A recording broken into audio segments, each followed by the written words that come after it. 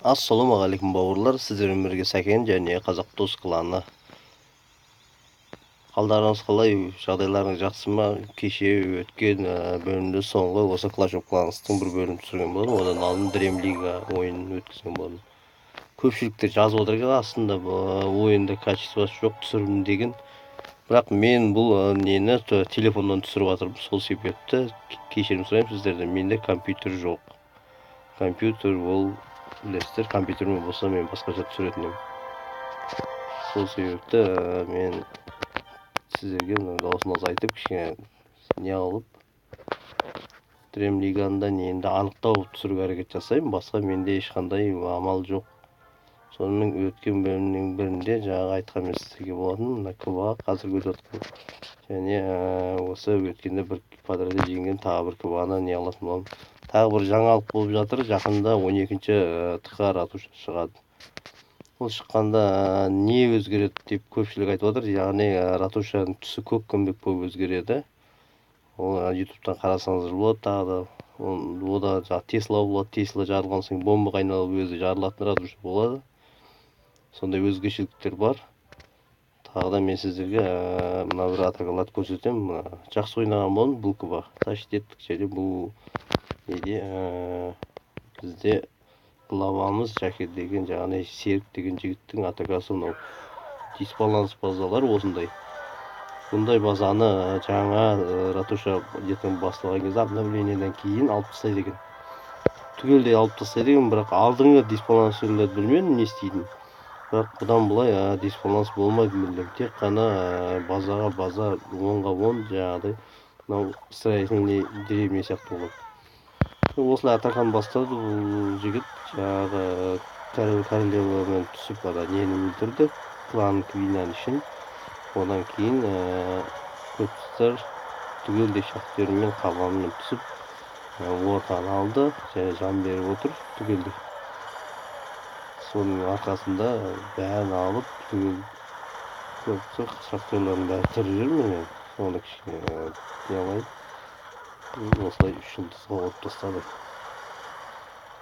Екіншісін 3-тегі біздің екінші апты. Одан соң бұл жігіттің әскері де фул емес онша. Екінші атака бұл да болса жігітке тиесілі. Тағы да көрсетіп өтемін. Міне бұл да дисбаланс база жаңағыдай. Бұл енді бірақ жаңағыдай мықты емес. Бірақ ол базада оңай емес. Мысалы бонус шарға қиын болды. Королевасы көпістер 45. Бұдан да мықты негізі. Планды өлтіргеннен кейін жаңағы басқа атакаға шықты. Жаңағыдай 5 баламен түскен болдым.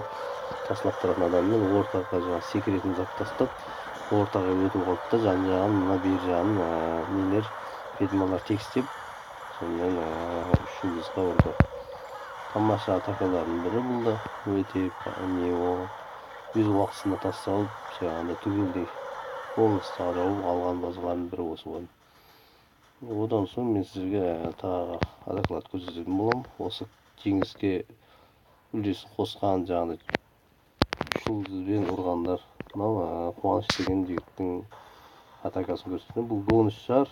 Негізі бонус шармен түсіру көп келмейді, бірақ бұл жігіттің атакасы басқаша себебі спешкаменен сальсак көрсетеді.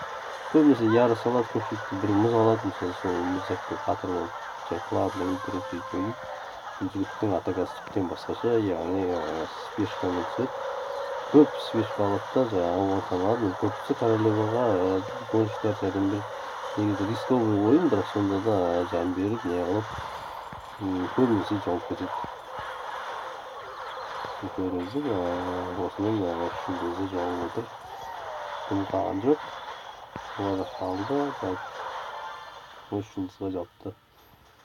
Кезекті бір атаканы көрсететін боламын сіздерге. Тағы ол 5-ке жасалған атака болатын, міне көріпсіздер.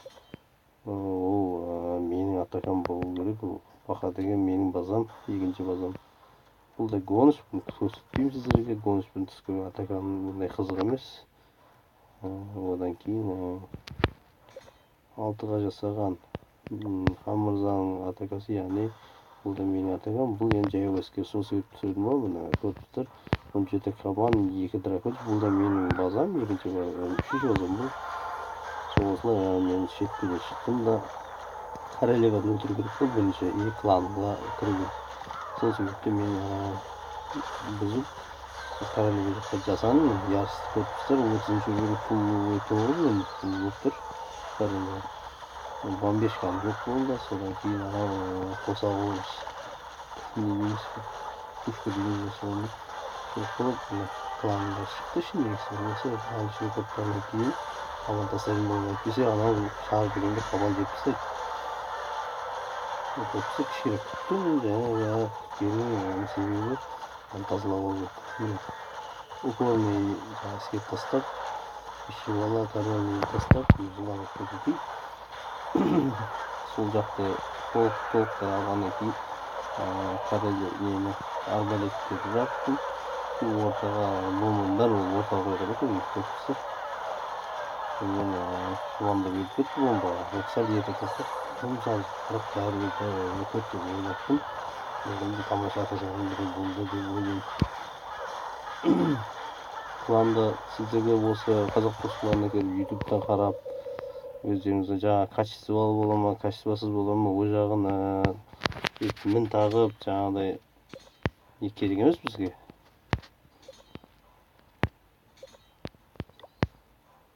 Бәле іздеудің қажеті жоқ, себебі телефонмен түсірсеңіздер сіздерде солай болады. Қазақ болған деген, қазақ кланы болған деген қазақша атакаларды және қазақша сөйлеп, сол тек қана қазақшылықтан болғаннан кейін мен сіздерге көрсетіп жатырмын бұны. Көпшілік орысшасын көреді де мәз болып соған риза болады, ол дұрыс емес менің ойымша. Қазақилықтан ешқашан қайтарып кетпеу керек. Жаңа айтқан нең айтатын болсам, жаңа сезонда жаңағы 12-ші ратуша шыққаннан кейін барлығында әскерлерге де уровеньдер қосылады.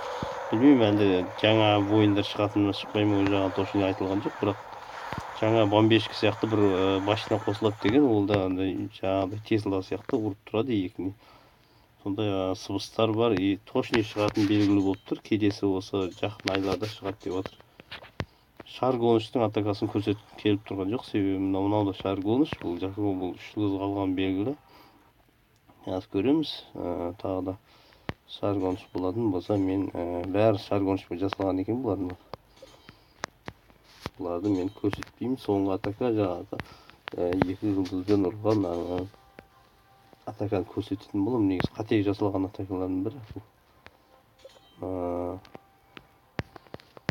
Бұл 59% болғанын көрсетпей қояйын.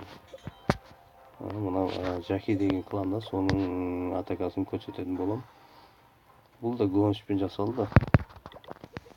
Гонышпен жасағанда гонышты жаңағы точно тасым спеш тастап, жылдамдатып жіберді. Королевамен ат өлгірмей атып клан шақырып отыр. Клан шыққаннан кейін кланды өлтіргеннен кейін смело. Осы тактика жақсы тактиканы білсеңдер. Тек шарды тастасаңыз шар жай қимылдайды да, алар атып тастайды, көп шығынға түсіп кетесіздер.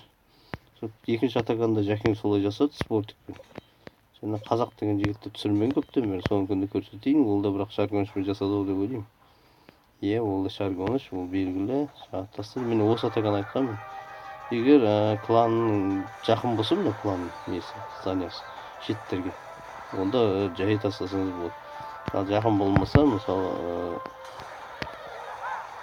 қиын болады, сол үшін спешкамен ойнау керек. Спешканы тастаса, бір спешка кетсе кетті, зато осындай не болады. Бұл да 3 жұлдызбен ұрылған не.